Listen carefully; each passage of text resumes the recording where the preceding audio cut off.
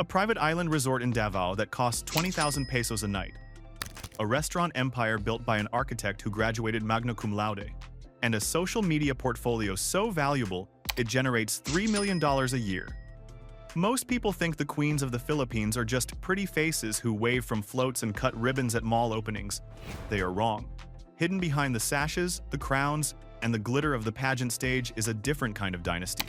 These are women who didn't just win a title. They leveraged their fame to build massive financial fortresses. They are landlords, restaurant moguls, and partners to some of the wealthiest business tycoons in Asia. We are tracking the property deeds, the business registrations, and the high-stakes marriages to uncover the richest Miss Universe Philippines winners. Wait until you see number 1. We are talking about a queen who married into a family so powerful they are known as the Banana Kings of Asia and who personally ran a luxury resort that is considered one of the best in the world. Number 5. Shamcey Supsup, the architect of flavors. To understand the business intelligence of Filipino beauty queens, we must start with the woman who proved that you can build a fortune with a drafting table and a frying pan. We are talking about Shamcey Supsup, the third runner-up of Miss Universe. While she did not take home the Miss Universe crown, she took home something arguably more valuable, a blueprint for a business empire. Most beauty queens use their fame to become actresses or hosts. Shamcey Supsup used her fame to become a restaurant mogul. Shamcey is not just a pretty face. She is a licensed architect who topped the national licensure examination with a rating of 86.6%. She graduated Magna cum laude from the University of the Philippines. This intellectual capital is the foundation of her wealth. Alongside her husband, businessman Lloyd Lee, Shamcey founded the Pedro restaurant group. This was not a small vanity project. This was a strategic assault on the Filipino dining market. They identified a gap for Pinoy pop cuisine, traditional Filipino food served in a hyper-stylized, Instagram-mable environment that mimics the inside of a jeepney or a busy Manila street. They didn't just open one branch. They scaled. They expanded into multiple locations across Metro Manila, including prime spots in high-traffic malls like Fisher Mall, Green Hills, and SM North EDSA. In the restaurant game, location is everything. Securing lease space in these Tier 1 malls requires massive capital and serious business clout. But their portfolio didn't stop at one brand. They diversified. They launched Scott's Burger, venturing into the fast food burger market, and Tambayan, a bistro concept. Shamcey's wealth is built on operational control. Unlike queens who rely on endorsement contracts that expire after a year, Shamcey owns the cash flow. Every time a customer orders a sisig or a burger at one of her branches, she gets paid.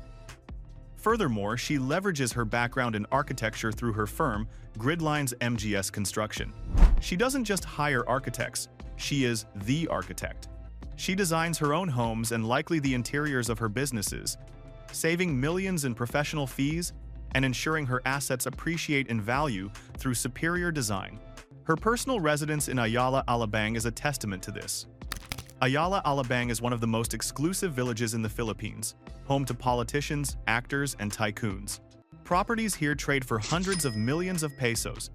Shamcey's home is a modern masterpiece, featuring clean lines, massive glass windows, and a Scandinavian aesthetic that she personally curated. She recently took on the role of National Director for the Miss Universe Philippines organization, further cementing her status not just as a former contestant, but as a power broker in the industry. Shamcey Supsup proves that the smartest way to use a sash is to wrap it around a business plan. She turned a third runner-up placement into a first-rate entrepreneurial career. But while Shamcey builds restaurants, our next queen is building a digital kingdom that spans continents. Number 4. Catriona Gray, the 13 million follower brand. We have arrived at the woman who redefined what it means to be a commercial model in the digital age. The fourth winner of the Miss Universe crown for the Philippines, Catriona Gray. Catriona Gray's wealth is a modern phenomenon. It is not built on factories or plantations. It is built on influence equity. With over 13 million followers on Instagram alone, Catriona Gray is a walking, talking media conglomerate. Industry insiders estimate that a single sponsored post from a celebrity of her caliber can command fees ranging from 500,000 to over 1 million pesos. But that is just the tip of the iceberg. The real money is in the long-term endorsement contracts. Catriona is the face of some of the biggest blue-chip companies in the Philippines and Southeast Asia. We are talking about Jollibee, Smart Telecommunications, Cetaphil, and Samsung. These are not small local brands.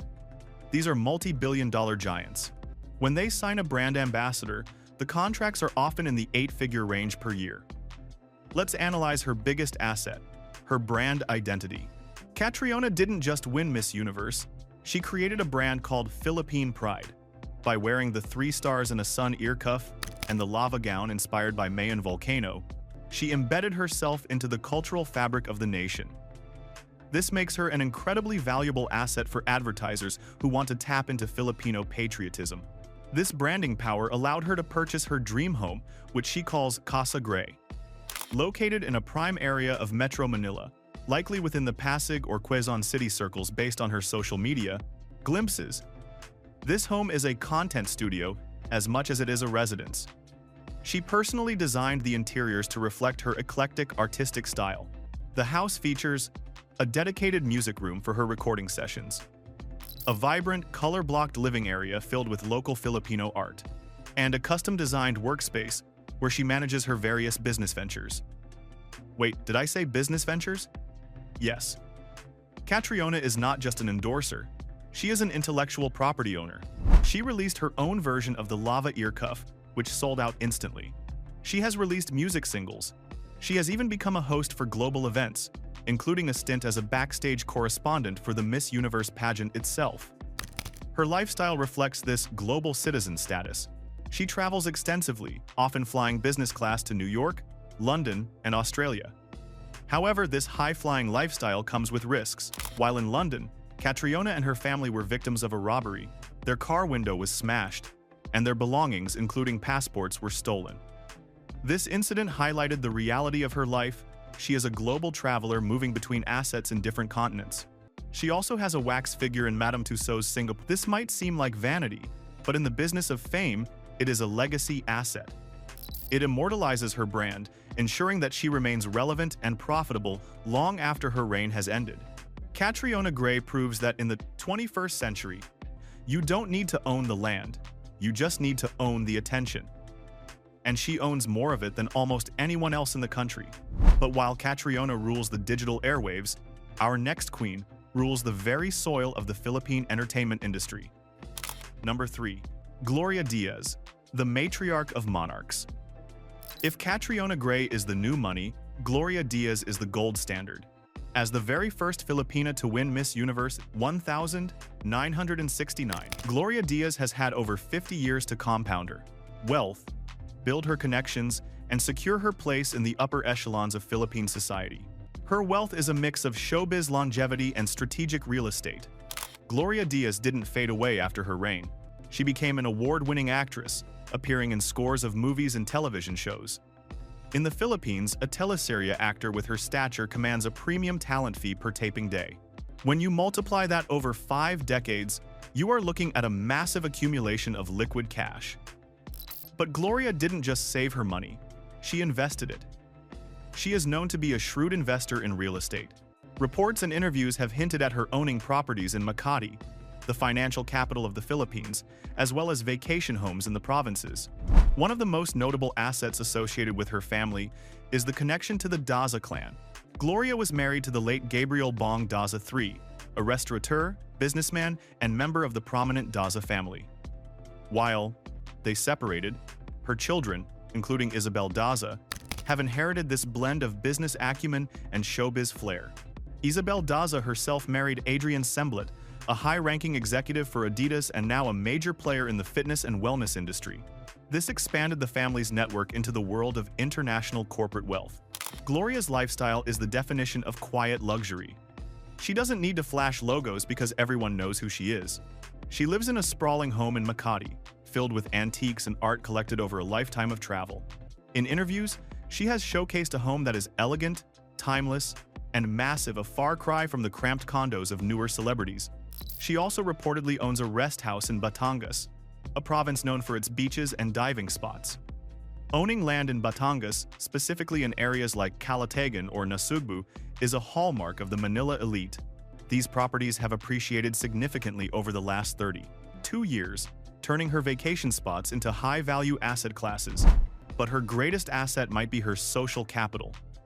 Gloria Diaz is invited to every major gala, every state dinner, and every high society wedding. In the Philippines, proximity to power is power. She has the ear of politicians, tycoons, and media moguls. When the Netflix show Insatiable needed a Filipino icon to guest star, they didn't call the current queen, they called Gloria. That cameo introduced her to a global audience and proved that her brand is timeless. She represents the dynasty model of wealth. She used her crown to build a name, used her name to build a fortune, and raised children who are now expanding that fortune into new industries. But even Gloria Diaz's long reign is being challenged by the sheer, explosive financial power of our number 2 spot. Number 2. Pia Wurtzbach, the global empire. We have reached the woman who ended the 42-year drought and became arguably the most famous Miss Universe in modern history. Pia Wurtzbach. Pia Wurtzbach is not just a beauty queen. She is a multinational corporation. Her net worth is estimated to be in the multi-millions of dollars, fueled by an endorsement portfolio that is unrivaled in the industry. According to a study by Net Credit in 2021, Pia Wurtzbach was the highest-earning Instagram celebrity in the Philippines, reportedly earning $3.6 million, over 200 million pesos, in a single year just from sponsored posts. Let me repeat that. $3 million, just from Instagram. She out-earned every actor, every singer, and every other influencer in the country. But Pia didn't stop at endorsements. She pivoted into entrepreneurship with Pia's Kitchen, a food business that brings world cuisines to the Philippines. She also invested in Dr. Glass, a rug and carpet cleaning business, showing a diversification into service-based industries. However, her wealth status took a massive leap when she married Jeremy Jauncey. Jeremy Jauncey is the founder and CEO of Beautiful Destinations, an award-winning strategy and creative agency for the travel industry. His company works with tourism boards like the Philippines, Dubai, and the USA, as well as brands like Hilton and Marriott. While Pia has her own money, her marriage created a power couple dynamic that unlocked a new level of luxury lifestyle. They currently reside in Dubai, in the United Arab Emirates. Dubai is the playground of the ultra-rich, a tax-free haven for global entrepreneurs. Pia has given glimpses of their life in Dubai, and it is nothing short of spectacular. They live in a luxury serviced apartment or villa that features high-end amenities, stunning views of the skyline, and access to the best the city has to offer. But Pia also maintains a stronghold in the Philippines. She owns a luxury condominium unit in Makati City. In 2023, she made headlines when she put this condo up for sale. It wasn't just a studio. It was a fully furnished, interior-designed bachelor pad that she called her first solo home. The sale of such a prime asset likely liquidated millions of pesos, which she then reinvested into her new life abroad. She also drives in style. She has been spotted with a blue Audi R8, a supercar that costs upwards of 10 million pesos. This isn't a family car. This is a toy for someone who has made it. Pia's genius lies in her ability to remain relevant globally. She is a fixture at Milan Fashion Week and Paris Fashion Week, sitting front row alongside Hollywood stars. Brands like Bulgari and Dior dress her.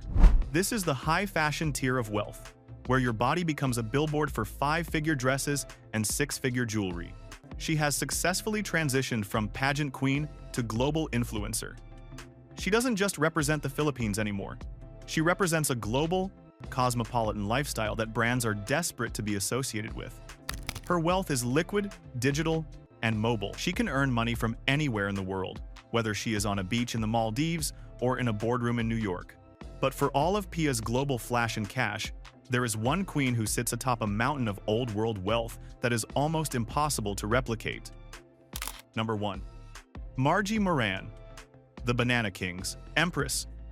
We have arrived at number 1. The woman whose wealth is not measured in Instagram likes or endorsement deals, but in hectares, resorts, and industrial exports. Margie Moran, Miss Universe, 1973. Margie Moran didn't just marry rich. She married into one of the most powerful economic dynasties in the history of the Philippines, the Florendo family. She was the wife of Antonio Tony Boy Florendo Jr., the scion of the family known as the Banana Kings. To understand the scale of this wealth, you have to look at Tadeko Tagum, Agricultural Development Company. This is one of the largest contiguous banana plantations in the world, located in Davao del Norte. It covers thousands of hectares of land.